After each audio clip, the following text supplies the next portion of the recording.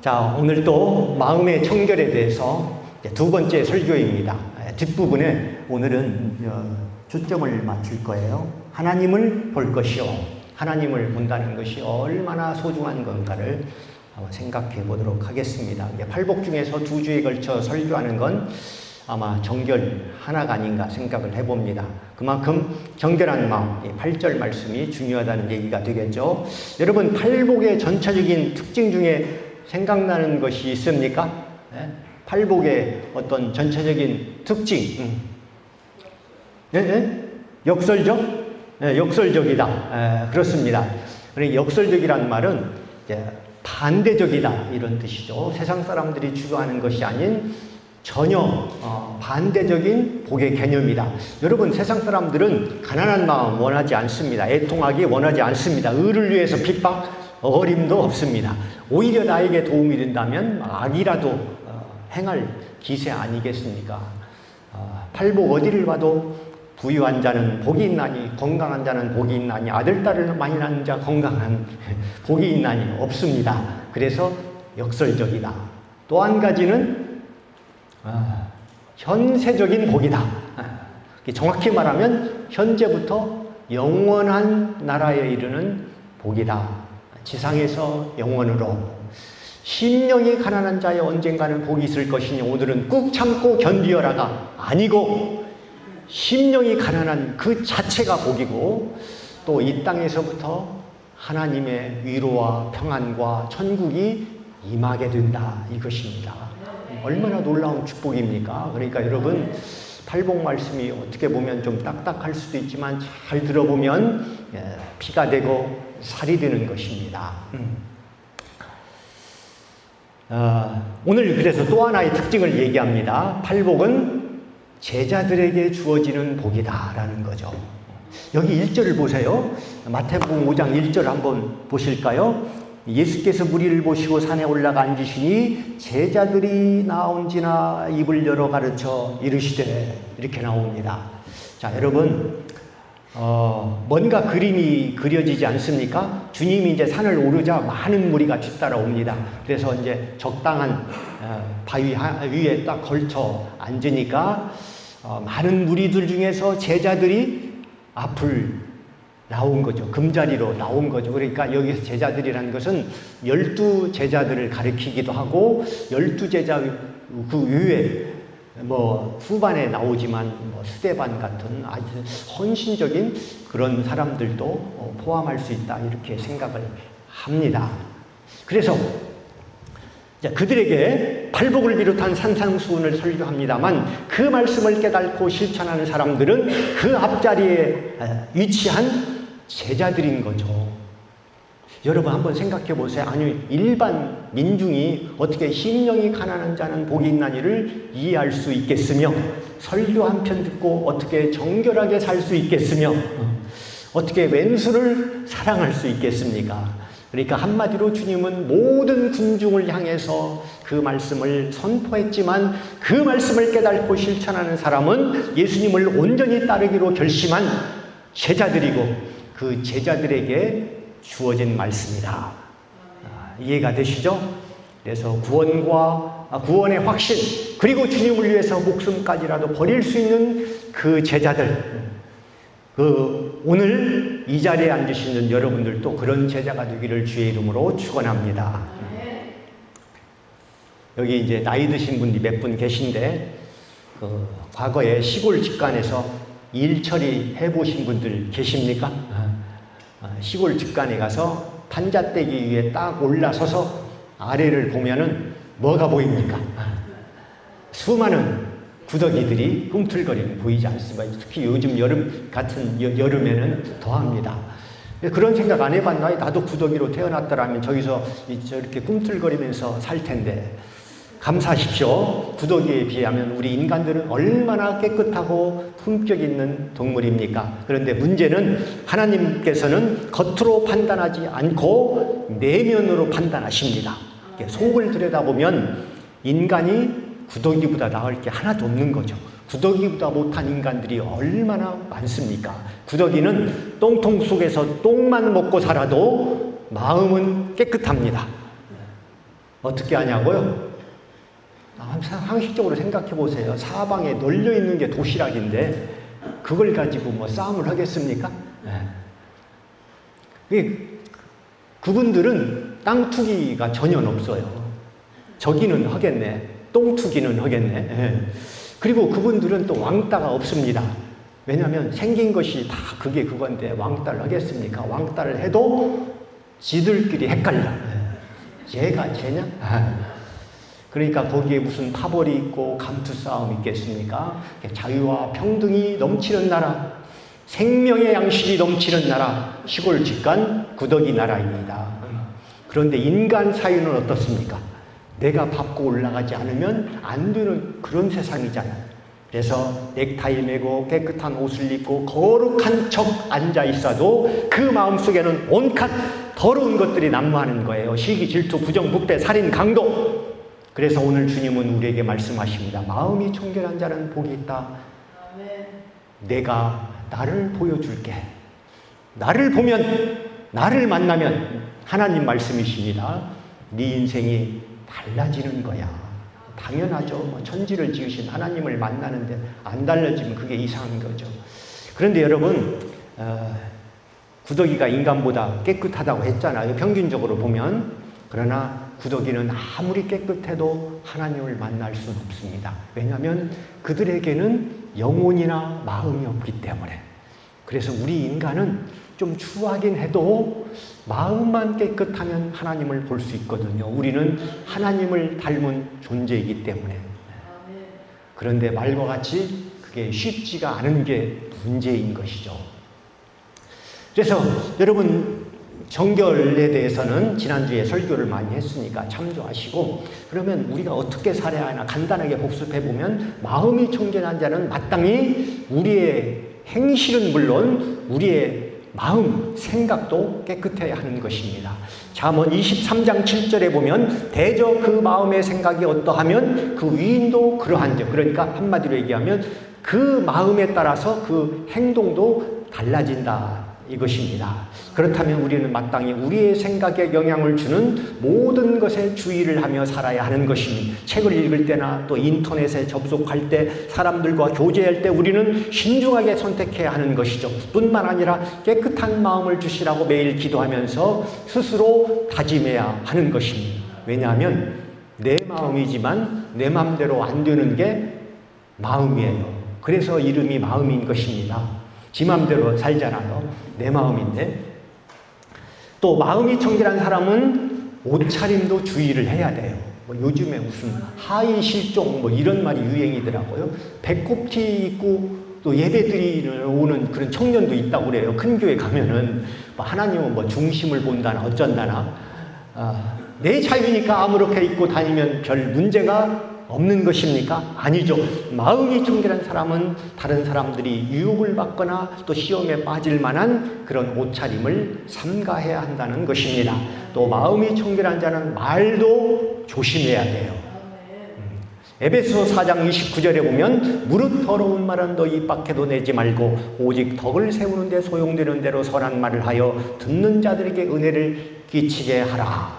음담, 배설, 뭐 저주, 거짓말, 또 막 지나치게 과장하는 말, 이런 것들이 다 더러운 말에 속합니다. 그래서 주님께서는 말이란 그 사람의 마음에서 있는 것이 나오는 것이다 라고 말씀하셨습니다. 이게 마음이 바라야 말도 바르게 나오지만, 또 반대로 얘기하면 말을 바르게 하는 사람은 마음도 바르다 이렇게 볼 수도 있는 것이죠. 그래서 청결한 마음을 가진 사람은 선한 말만 하는 것이 당연합니다. 요즘에 비속어가 얼마나 많은지 모릅니다. 무슨 뭐 존나, 병막, 개고생 뭐 이런 말들, 그런 말들 우리는 쓰지 맙시다. 또 요즘같이 장마철에 막 비가 쏟아지잖아요. 그러면 얼마나 뭐 어려움이 많습니까? 습도가 높고 그럴 때 우리가 뭐라고 합니까? 아이고 날씨 한번 더럽네. 에이 쏟아 부어라 부어. 아니 여러분, 날씨를 뭐 정치인들이 뭐 쏟아 붓고 저 합니까? 아니 정치인들이 주관한다면 그렇게 얘기를 해도 돼요. 그러나 날씨를 주관하시는 분은 누구? 하나님이시죠. 그러니까 막 날씨 한번 더럽네 하면은 야 너 나한테 뭐라고 했냐? 이렇게 되는 거예요. 그러니까 어떤 날씨든 우리가 하나님께 감사하고 또 감사하는 말만 해야 하는 것입니다. 특별히 날씨는 그런 거예요. 여러분, 비가 많이 와서 어려움을 겪지만 또 비가 안 오면 또 어떻게 합니까? 그래서 말도 곱게 하는 사람이 정결한 마음을 가진 사람이고, 그런 사람이 하나님을 또 볼 수 있는 것입니다. 자, 그러면 우리는 어떻게 하나님을 볼 수 있을까 한번 고민해 보시기 바랍니다. 요한복음 14장 8절을 보면 빌립이 예수님께 하나님을 보여달라고 요청하는 장면이 나옵니다. 주여, 아버지를 우리에게 보여주옵소서, 그리하면 족하겠나이다. 그게 바로 빌립의 소원인 동시에 우리들의 소원이기도 하잖아요. 하나님 한 번만이라도 보여주세요. 꿈속이라도 보여주세요.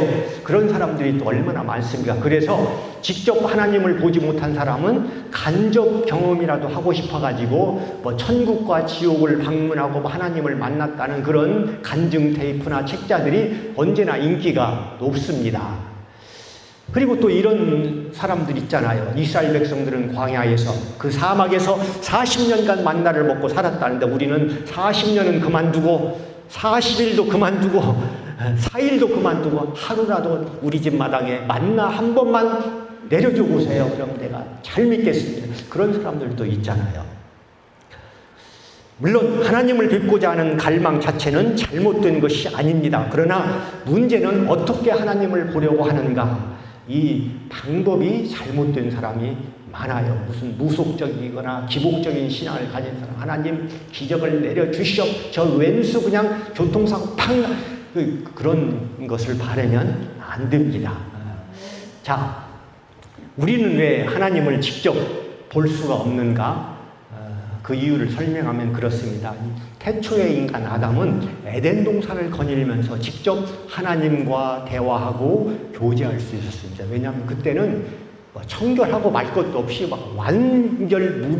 완벽한 인간이었기 때문에 그렇습니다. 그러나 아담이 죄를 지은 다음부터는 하나님을 직접 만날 수가 없었어요. 영적으로 죽었기 때문에. 그리고 하나님은 완전 무결한 깨끗한 분이시기 때문에 우리에게 조금만한 흠이 있어도 하나님과 직접 교제할 수가 없는 것입니다. 그래서 그 이후에는 하나님께서 직접 나타나지 아니하시고 불과 연기로 나타나시거나 때로는 꿈과 이적들을 통해서 계시를 했습니다. 그러나 그러한 계시의 방법들은 어디까지나 임시적인 방편이었어요. 말하자면 실체가 아니고 하나의 그림자였던 것입니다. 그러니까 우리 인간도 답답하지만 하나님도 답답하셨던 것 같아요. 아이고, 너희들과 이렇게 교제를 하고 싶은데 너희들과 나와는 깊은 수렁이 있어서 안 돼. 그래서 답답하신 하나님께서 인간의 몸을 입고 직접 지구로 내려오셨으니 그분이 바로 예수 그리스도이십니다. 그래서 예수 그리스도를 통해서 우리는 온전하게 하나님을 볼 수 있었던 것이죠. 그래서 아까 빌립이 예수님을 보고 하나님을 보여주십시오, 이 질문 자체가 잘못된 거예요. 그분이 하나님인데, 하나님의 아들이기도 하고. 그런데 이제 그분도 인간의 몸을 입고 오셨기 때문에 수명이 있어요. 오래 사시지도 못하고 33년 만에 이 세상을 떠나가게 되었습니다. 그러나 몸은 가셨지만 그 예수님에 대한 기록이 바로 성경에 기록되어졌고 그것이 우리 손에 주어졌고 또 우리 마음속에는 또 다른 영이신 성령님이 들어오셔서 그 말씀을 믿도록 인도해 주신 것입니다. 그러므로 우리는 오직 성경 말씀을 통해서만 하나님을 볼 수 있고 하나님의 뜻을 알아갈 수 있습니다. 물론 지금도 상황에 따라서는 꿈과 이적을 통해서 역사하시기도 합니다. 부정해서는 안 돼요. 그러나 일반적으로는 하나님의 말씀으로 다가오신다는 얘기입니다. 어떤 방법이 됐든 하나님을 보고 만난 자와 그렇지 못한 자와는 천양지차가 있다는 것이죠. 그래서 하나님을 본다는 것에 어떤 참다운 의미는 무엇인가 한 3가지로 말씀드리도록 하겠습니다. 첫 번째 의미는 뭐냐면 하나님을 인식하게 된다. 하나님의 살아계심을 알게 된다고 하는 것입니다. 여기서 본다고 하는 것은 눈으로 보는 것을 말하는 것이 아니라 마음으로 영으로 인식하는 것을 의미합니다. 하나님은 아까도 얘기했듯이 우리의 눈으로 육안으로 볼 수 있는 분이 아니에요. 우리가 시력이 좋으면 우리가 사물은 볼 수 있죠. 이건 화분이고 이건 걸상이고 의자고. 그러나 영어책을 보려면 여러분 시력으로 봅니까? 시력이 아무리 좋아도 영어책을 보면 지렁이 기어다니는 것밖에 알 수가 없습니다. 영어를 책을 읽고 해석할 줄 아는 지식, 지력으로 보아야 하는 것이죠. 그렇다면 하나님과 같은 영적인 세계를 보려면 영안으로 보아야 합니다. 그 영안이 바로 믿음의 눈이죠. 그래서 믿음이 없는 사람은 하나님을 인식하지 못하는 사람이고, 믿음이 막연하고 희미한 사람은 하나님이 긴가민가 이렇게 보일 것이고, 믿음이 깊고 정결한 마음을 가진 사람이 살아계신 하나님을 시퍼렇게 보고 따르게 되는 것입니다.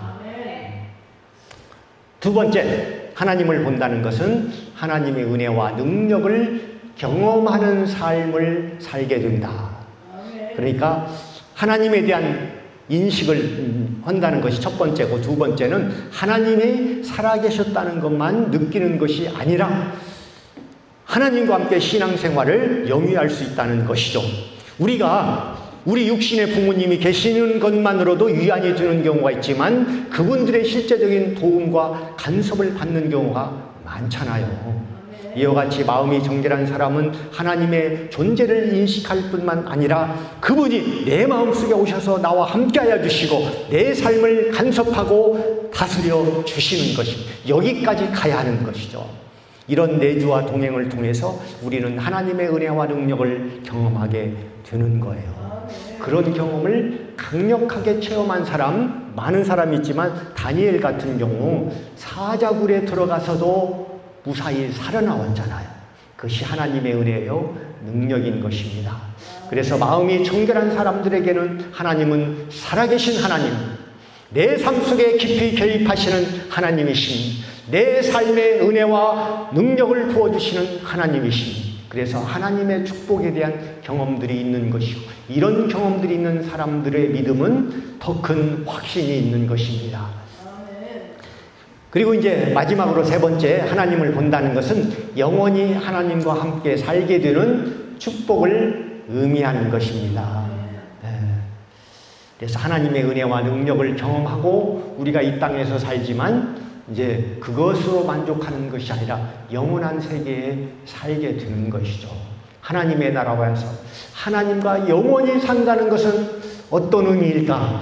여러분, 그런 건 한번 고민해 보세요. 아니면 하나님이 없는 저주의 세계에서 영원히 고통받는다는 것은 어떤 상황일까? 한번 고민해 보시죠. 분명한 것은 우리는 영원, 무한대에 대해서 무지하다는 거예요. 여러분, 과학자들도 이 두 파트가 있습니다. 이 우주를 보면서 우주는 끝없이 펼쳐지고 무한하다는 그런 과학자가 있고, 아니 어떻게 끝없이 이렇게 펼쳐지냐, 어딘가는 끝이 있을 것이다, 끝이 있을 것이다 라고 말하는 과학자도 있다고 합니다. 여러분은 어떤 편이에요? 근데 한번 생각해 보세요. 무한하게 펼쳐진다면 이 한없이 가야 하는데 이건 어떤 의미일까? 아니면 끝이 있다면, 그래서 끝이 있다면 그 끝에 바깥은 또 어떻게 생겼을까?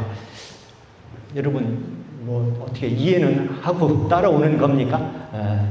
그래서 아까 얘기한 대로 우리는 무한, 영원, 여기에 대해서는 우리가 알 수가 없는 거예요. 단어 자체야 이해하겠죠. 그러나 우리가 심정적으로는 이해가 불가한 것이다. 하나님 나라에 가서야 알 수 있는 것이죠.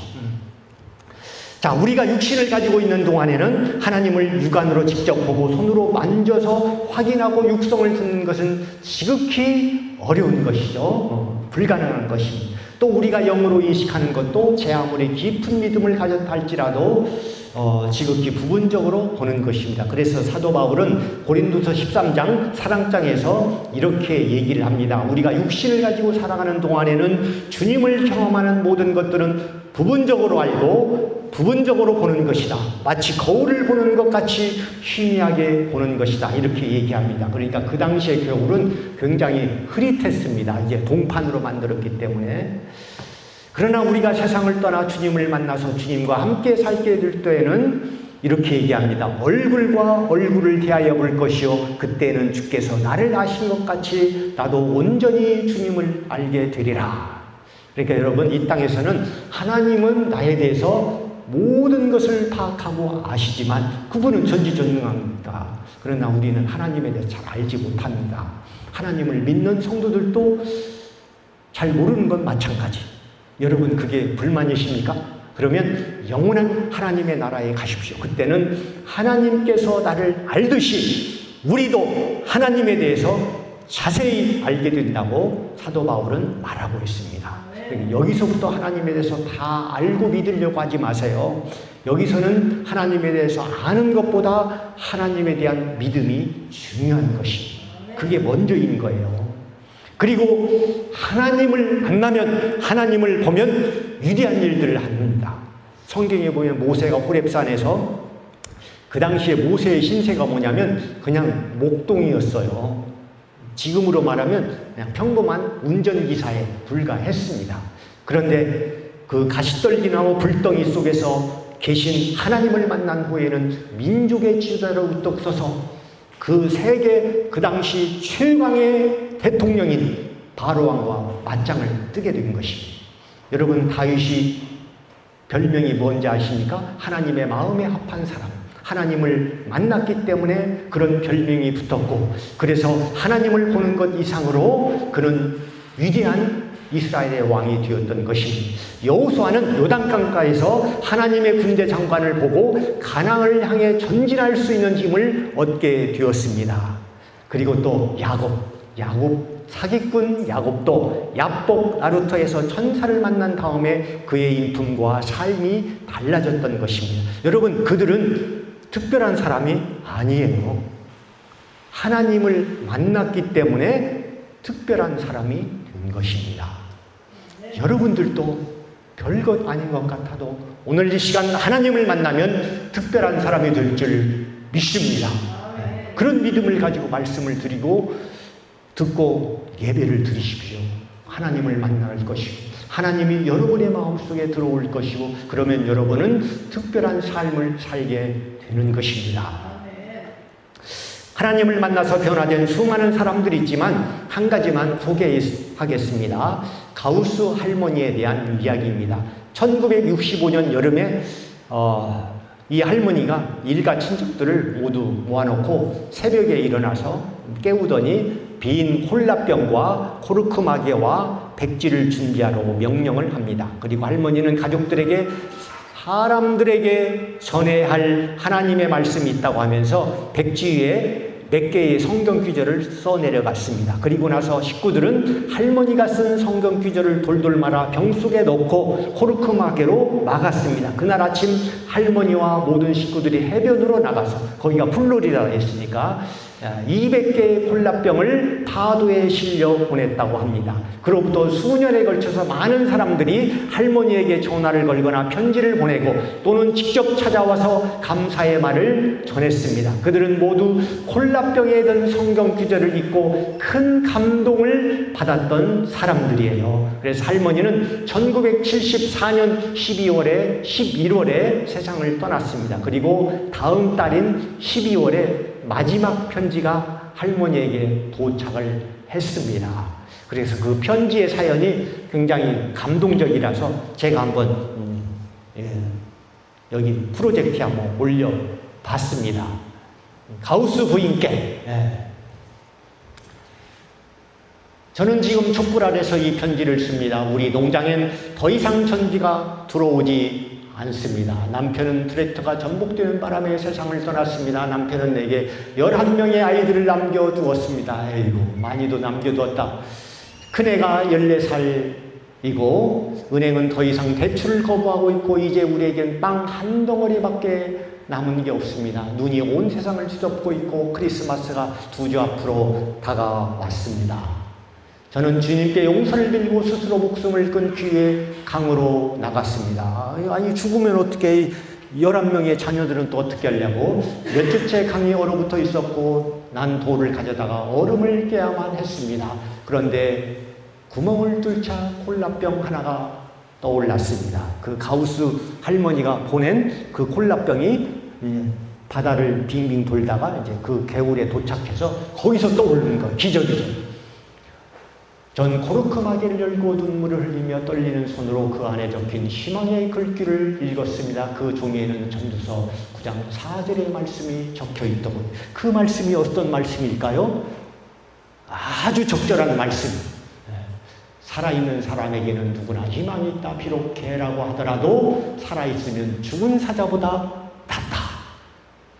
당신은 히브리서와 요한복음서의 다른 구절도 적어 놓았더군요. 전 집으로 돌아오고 지금은 하나님께서 저에게 보내주신 그 메시지에 감사드리고 있습니다. 하나님이 만나주신 거죠. 우리는 이제 이 고난을 헤쳐나갈 것입니다. 부디 우리를 위해 기도해 주세요. 하지만 우리 모두 잘 해나갈 것입니다. 하나님께서 당신과 당신의 자녀를 축복해 주실 거예요. 오하이오 농장에서. 아주 감동적입니다. 그런데 저는 그렇게 생각해요. 거기서 이제 성경 말씀이 딱 떠올랐는데 여호와는 나의 목자시니 평소 때는 아름다운 시지만 그 시가 눈에 들어올 리가 없겠죠. 믿음, 사랑, 소망 이 세 가지는 항상 있을진데 그 중에 이제 이런 사랑이 참 귀한 말씀이지만 자살하려고 하는 사람들의 마음을 움직였을까? 또 여호수아 1장에 이런 말씀도 있어요. 여호수아에게 하나님께 주신 말씀, 오직 너는 마음을 강하게 하고 담대히 하라. 참 좋은 말씀인데 좀 안 어울립니다. 왜냐하면 그 차가운 개울물에 담대히 뛰어들면 또 어쩌려고. 그런데 다 좋은 말씀이잖아요. 살아있는 사람에게는 누구나 희망이 있다. 산개가 죽은 사자보다 낫다. 살아있어라. 그러면 내가 너를 도우리라. 그런 말씀 아니겠습니까? 자, 이것이 하나님이 우리를 만나주는 방법인 것입니다.